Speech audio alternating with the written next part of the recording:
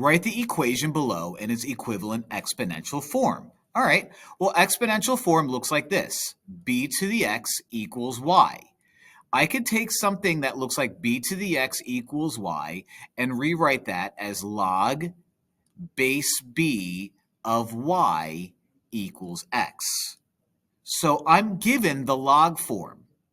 What I don't see here is I don't see a base. And when I don't see a base, it's invisible 10. So my base is invisible 10. My y is that c right there. And my 14 is going to be x. So now when I take this guy and make it look like u, I could say my base, which was invisible 10, to the 14th power is going to equal c, which is u. So 10 times 10 times 10 a bunch of times. 1 with 14 zeros attached. That's like my bank account. Hopefully after you guys keep watching these videos, that'll be true. That actually won't be true. That's a lot of money. Like and subscribe, though, please.